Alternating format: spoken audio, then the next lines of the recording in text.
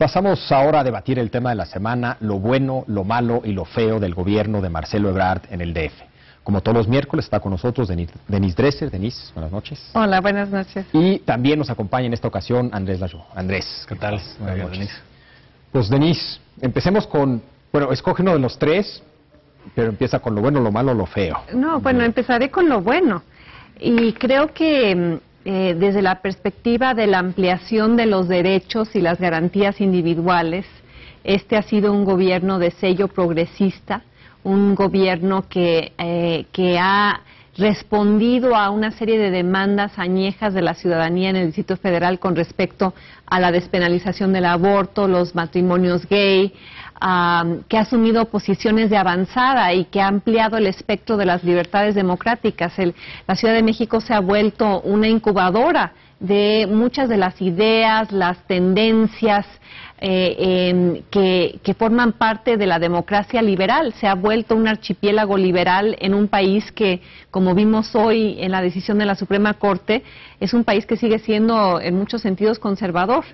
Y creo que eso hay que aplaudírselo a Marcelo Ebrard, que haya tenido el valor de asumir esas causas, de recoger esas banderas, de incluso pagar los costos políticos necesarios de hacerlo, pero de ampliar las garantías y los derechos, sobre todo para poblaciones minoritarias, para poblaciones reprimidas, para poblaciones cuyos derechos habían sido pisoteados y que les da ahora un margen de acción y de libertad inusitado en la ciudad.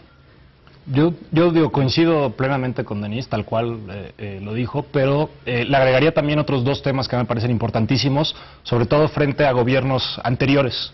El primero es la consolidación de los programas sociales en ley.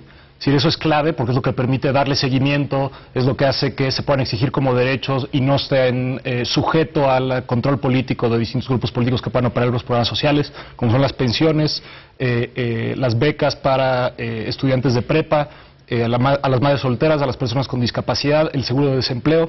Entonces creo que eso sí, sobre todo, digamos, una vez que han crecido estos programas sociales y que efectivamente están funcionando con algunos errores y demás cosas, pero en términos generales, a mí lo que más me gusta es que sí es un modelo y es una manera de decirle al resto del país, esto es lo que deberíamos estar pensando a nivel federal. Tendríamos que estar pensando en un seguro de desempleo, tendríamos que estar pensando en una pensión universal, etcétera.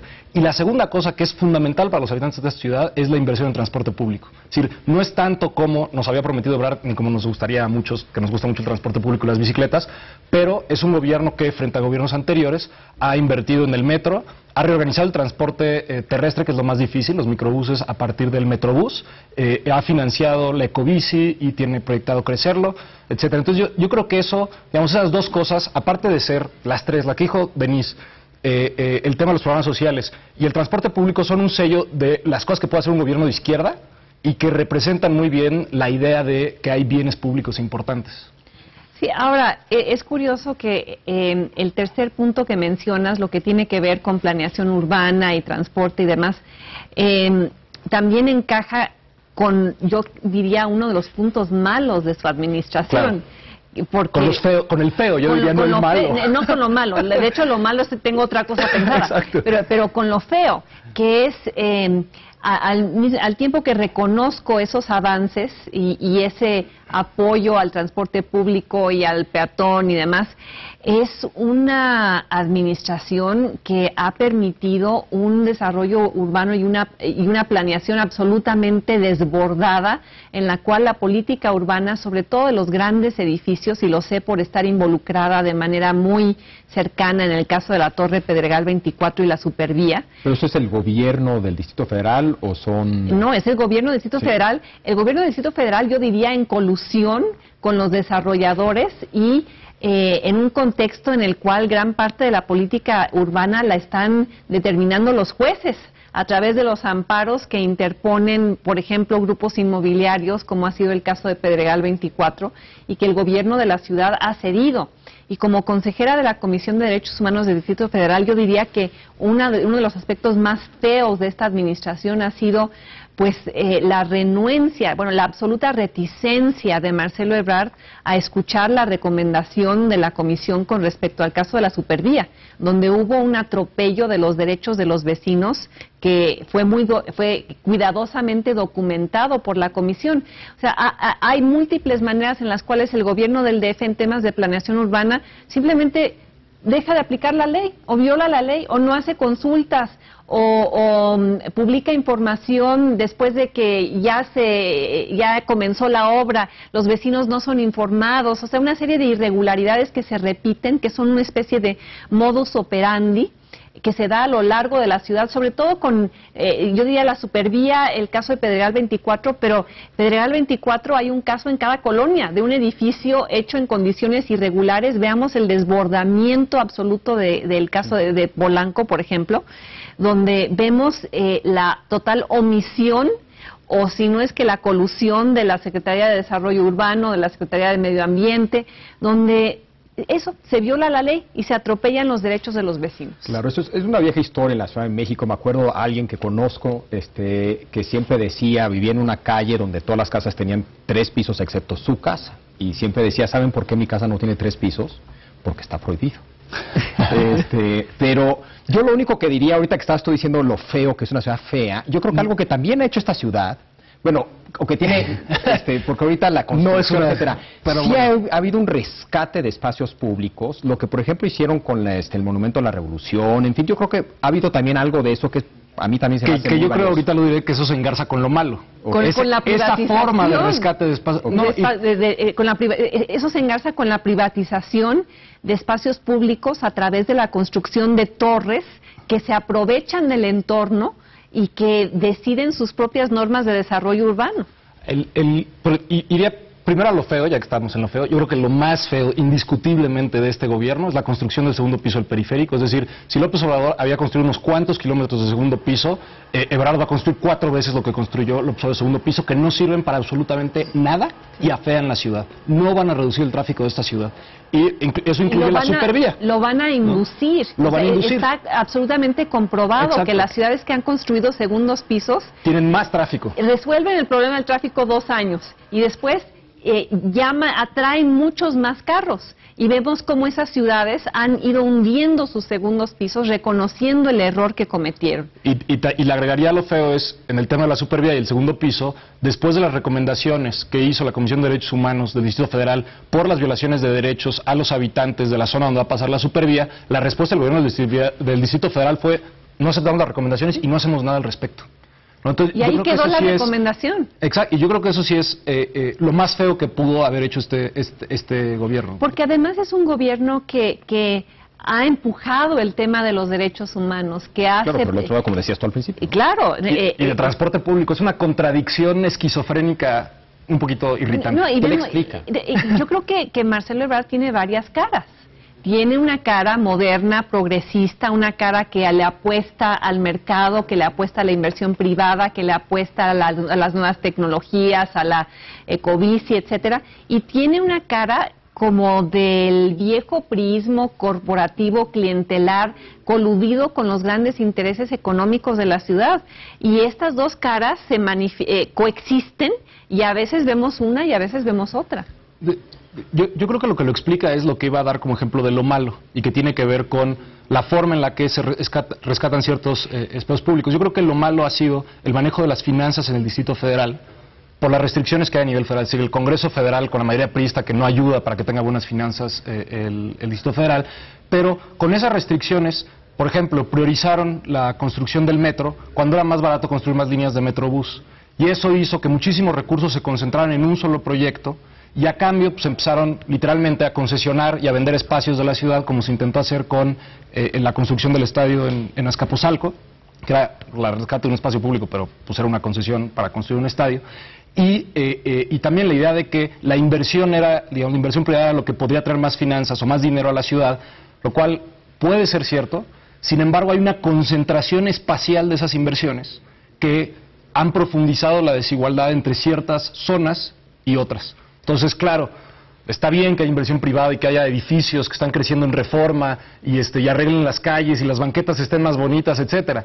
Pero uno sigue yendo a la Gustavo Madero, a Iztapalapa, a Milpalta, a Xochimilco, y pues no han hecho esas inversiones en las banquetas, no han promovido inversiones con beneficios a los habitantes de esos lugares, de la misma manera que lo han hecho en colonias donde pues ya son personas que tienen recursos y que, digamos, tienen otro tipo de beneficios. Claro. Sí, yo creo que en muchas cuestiones de desarrollo urbano hay un atropello de los derechos ciudadanos. Por un lado, hay una ampliación de esos derechos con respecto a las mujeres, los homosexuales, las minorías, etcétera, pero en cuanto a los habitantes de las colonias, todavía se les sigue tratando como súbditos. Claro. Y se les mantiene al margen de decisiones que deberían involucrar su vida cotidiana y ante las cuales la autoridad debería rendir cuentas y proveer la información adecuada en lugar de presentar, como fue el caso de la Supervía, hechos consumados. Ahora, yo sí tengo otra incorporación a lo malo de este gobierno, y yo diría que tiene mucho que ver con su relación con Andrés Manuel López Obrador.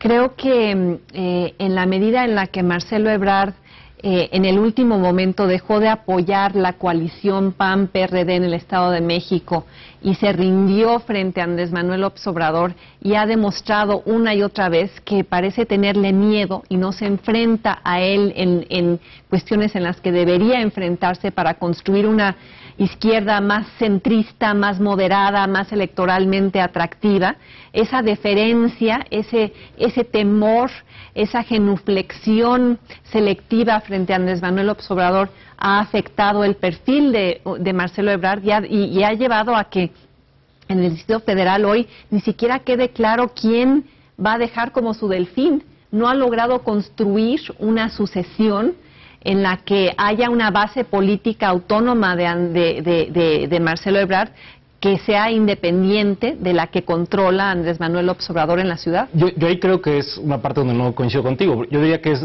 una de las cosas buenas de Marcelo Ebrard es que ha sabido reconocer que en el Distrito Federal existen muchísimos grupos políticos con muchísimos intereses y que dentro de la posible coalición en la izquierda, uno de esos grupos políticos con mucho interés en el Distrito Federal es el grupo político de López Obrador.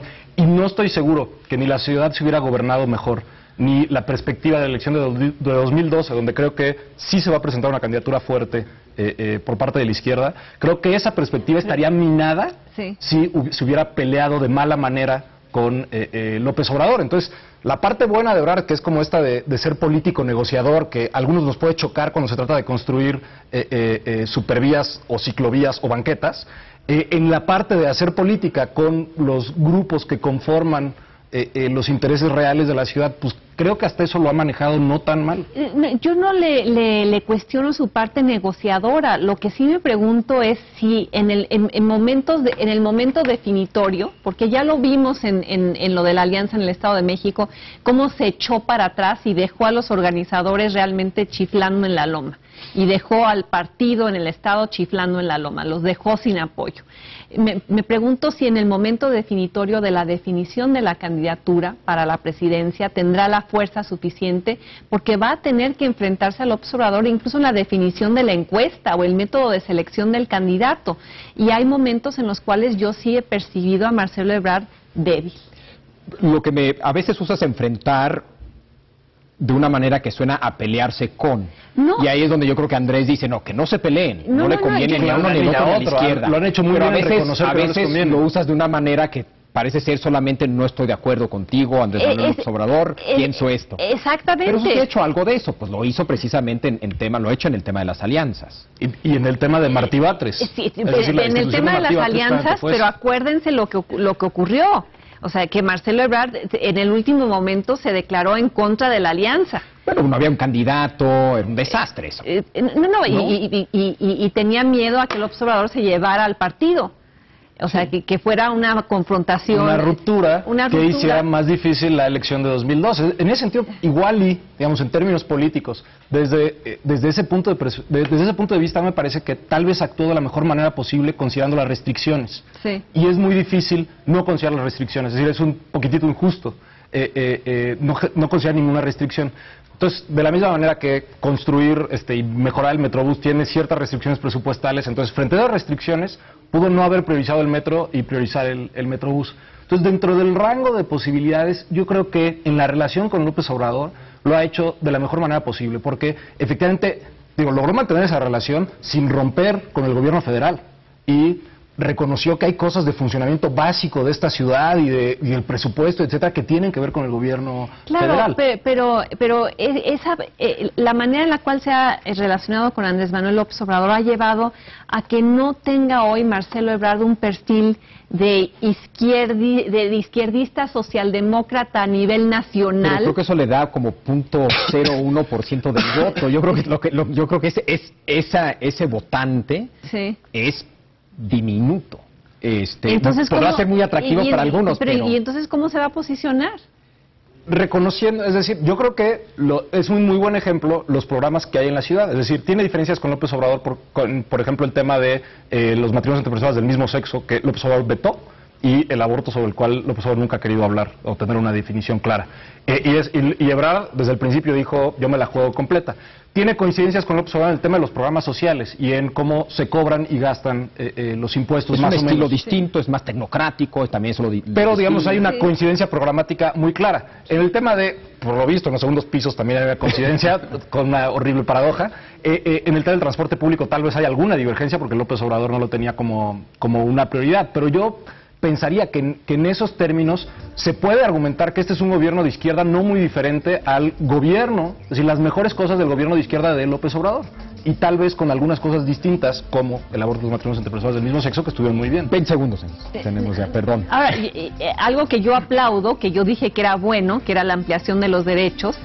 Me pregunto si no será un talón de Aquiles para Marcelo Ebrard en una elección a nivel general, porque claro, el tema del aborto es un tema muy polarizante para la sociedad mexicana y esto podría ser usado en su contra en una elección a nivel nacional si es el candidato.